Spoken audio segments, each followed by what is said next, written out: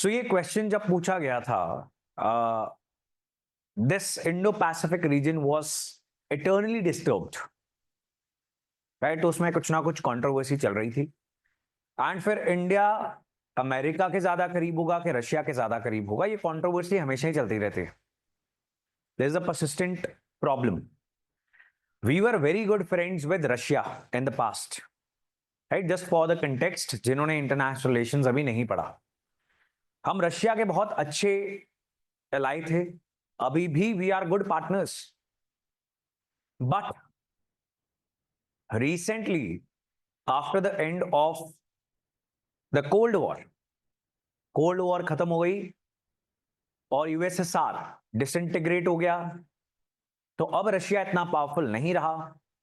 So India को भी लगा कि अब अमेरिका के साथ अच्छे रिश्ते चाहिए, और अमेरिका के भी इंटरेस्ट में हो गया, बिकॉज चाइना बहुत पावरफुल होने लग गया कि एशिया में अमेरिका का भी एक एलाई हो, एक दोस्त हो। ठीक है जी। So now India is having good amount of defense contracts agreements with Russia, and हम recently sign कर रहे हैं बहुत सारे अमेरिका के साथ भी। So that is the context of this question. क्या है? What is the significance of Indo-US defense deals जो इस समय हो रही थी?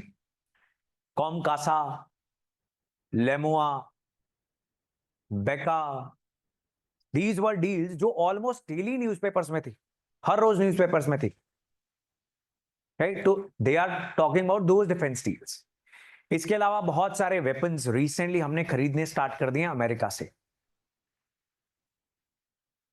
सो उनसे related the defence relationship overall is becoming very significant.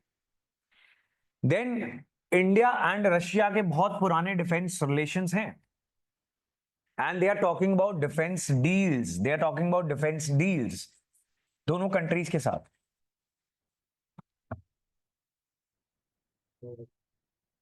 And the statement says significance of Indo-US defense deals over Indo-Russian defense deals. So वो question मान के चल रहा है कि ज्यादा सिग्निफिकेंट कौन सी हैं? Indo-US defence deals. अभी कुछ समय में you will also get the model answer on the Telegram channel and your batches, तो आपको मिल जाएगा। ठीक है, उसमें आप देखना कि conclusion is also somewhat similar. We are also saying that कि अभी प्रेजेंट कंटेक्स्ट में अमेरिका के साथ हो रही defence cooperation, defence relation is becoming more important, specially when we are discussing in context to Indo-Pacific region, because Indo-Pacific region में European countries और America का ज्यादा दखल है, रशिया का नहीं है। आप रशिया को नहीं सुनोगे ज्यादा entangled when it comes to Indo Pacific. Indo Pacific कौन सा रीजन है? इंडियन ओशन से पैसिफिक ओशन तक, सारा South East Asia, East China Sea, South China Sea, ये वाला इलाका, जहां पर चाइना के बहुत सारे डिस्प्यूट्स हैं, जहां पर चाइना बहुत सारा अग्रेशन दिखाता है, राइट? तो वहां पे रशिया का कुछ ज्यादा लेना देना है नहीं।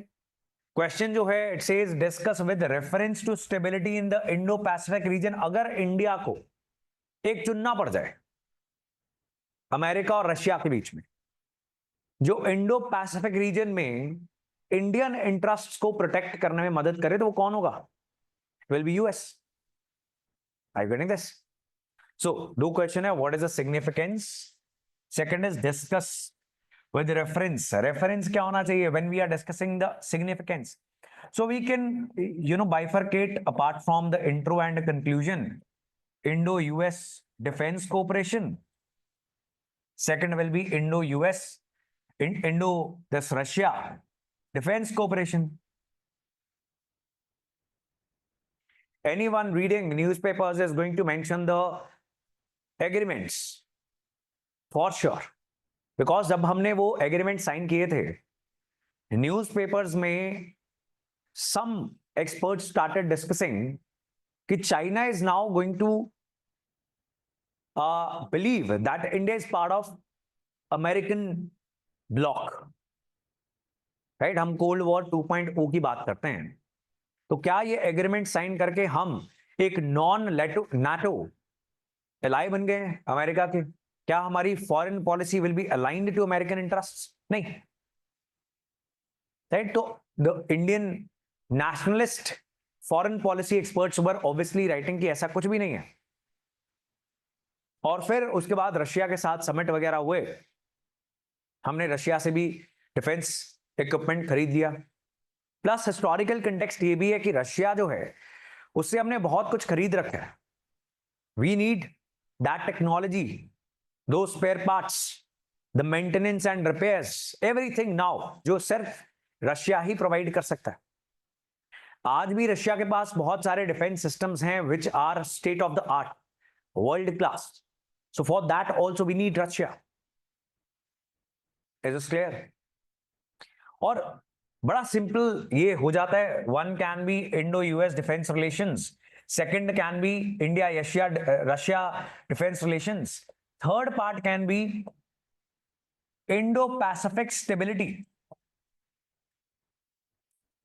जिसमें आप ये लिखोगे ऑब्वियसली कि इंडिया अमेरिका के साथ जो डिफेंस कोऑपरेशन है that has become more significant in the recent decades when it comes to attaining stability in the Indo Pacific reason.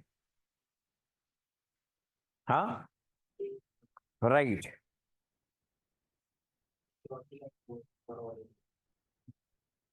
Exactly.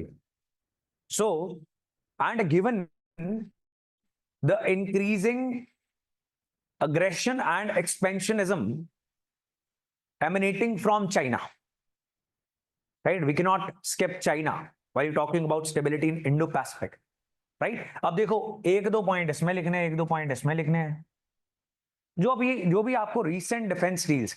अब क्योंकि ये पुराना क्वेश्चन है तो उस समय के exact model answers can not be helpful, but this is to give you an idea कि आज prime minister Narendra Modi visit कर रहे हैं अमेरिका, इतनी मेजर विजिट है वहां पे। डिफेंस अब इतना बड़ा मुद्दा नहीं रह गया, अब ट्रेड है, ट्रेड है ना, टैरिफ बैरियर्स हैं, दोनों देश बायलैटरल ट्रेड के टारगेट सेट कर रहे हैं, they are asking for market access from each other. So this year, if the question comes, that can be concentrated more towards trade cooperation, right? And plain and simple consistent newspaper reading can give you very good answer writing skills. Is this clear ji?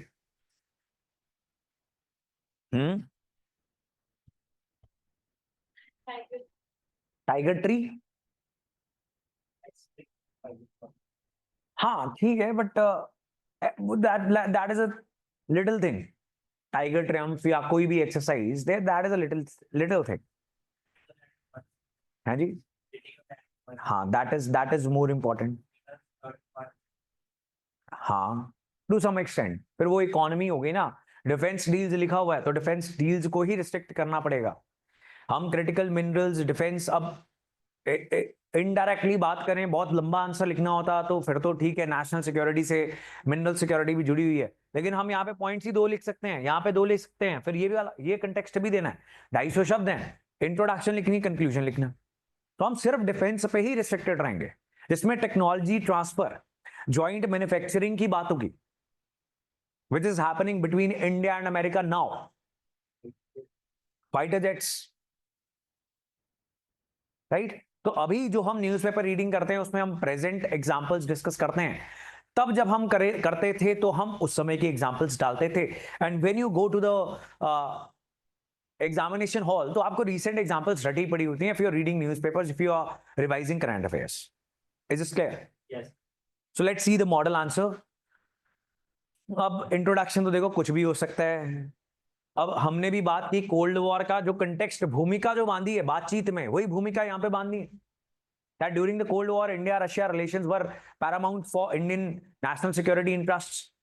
But over the years, since decline of Russian power, post-Cold World War era, America has become more important for Indian interests.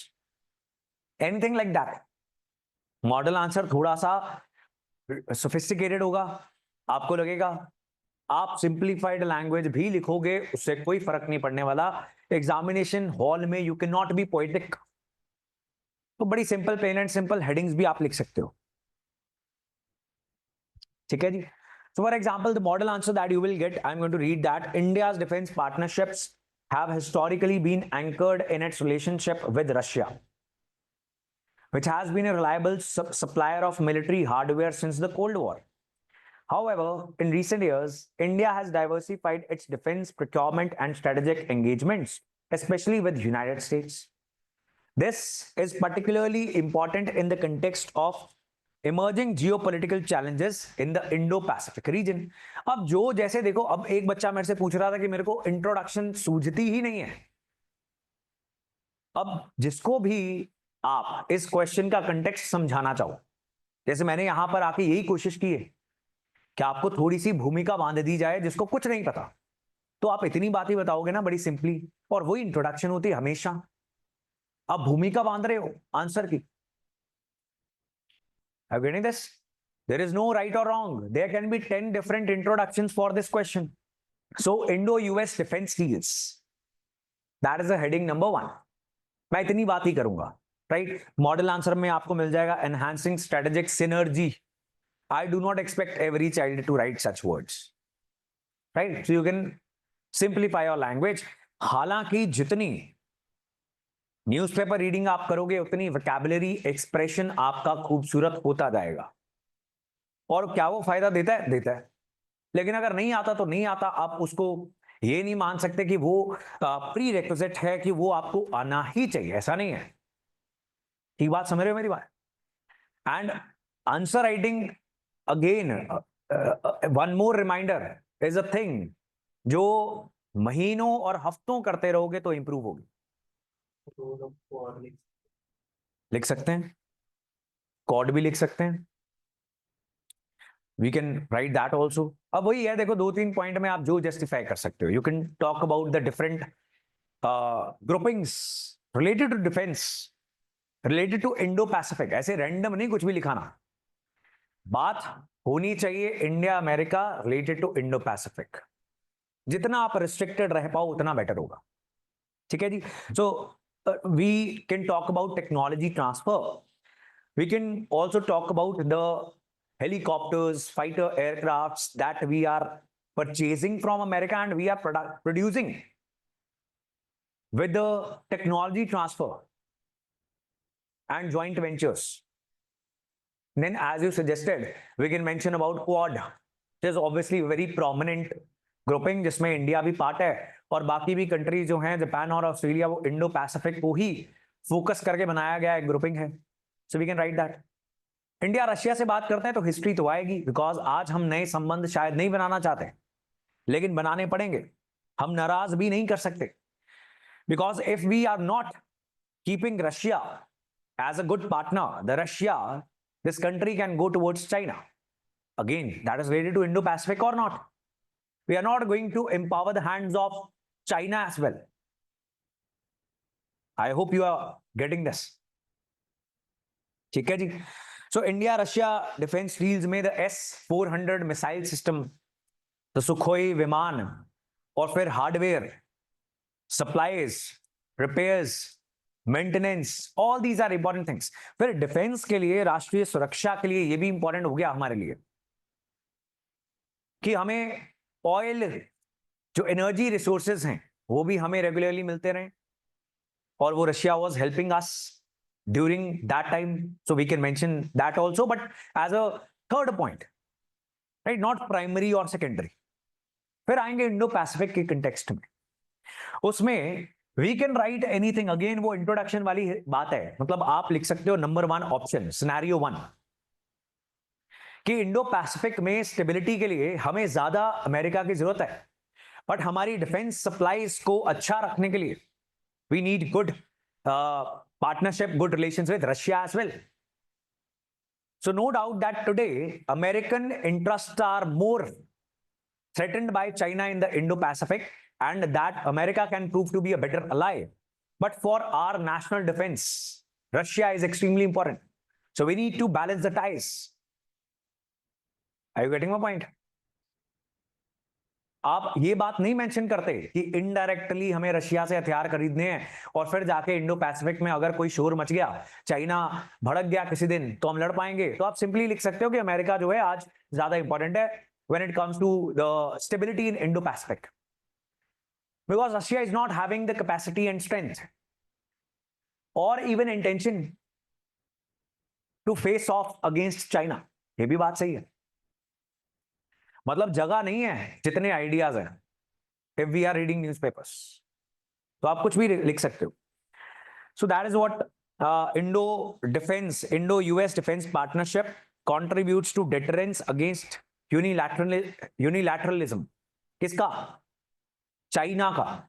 China का unilaterally सब कुछ decide करने की कोशिश करना and rules based order को तोड़ना। Newspaper अगर कोई पढ़ता है तो उसको न्यूज़पेपर में ये रोज दिखते हैं शब्द, rules based order, right. G4 like engines, आपको जेट इंजन्स याद आ रहे हैं। देन अब आप ये कंटेक्स्ट एक दो पॉइंट इंडो पैसिफिक में कैसे अमेरिका जरूरी है, रशिया भी जरूरी है, लेकिन ज्यादा कौन जरूरी है? अमेरिका। वही क्वेश्चन बोल रहा था कि नहीं? यस और no? Yes. So like coming to the conclusion of your model answer, model answer में अब यही आप बैलेंसिंग रिलेशनशिप्स जैसा हर एडिटोरियल खत्म होता है वो कंक्लूजन होता है, जिसको कंक्लूजन दिमाग में नहीं आता कि इंडिया को क्या करना चाहिए, ऐसा कुछ। सो लेट्स सी मॉडल आंसर क्या बोल रहा है।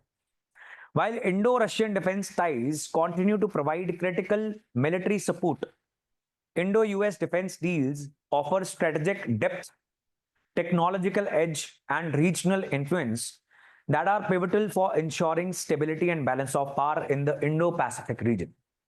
Is this clear? टेलीग्राम पे आ जाएगा आपको ये। So like that is how simple this was. I hope this is clear.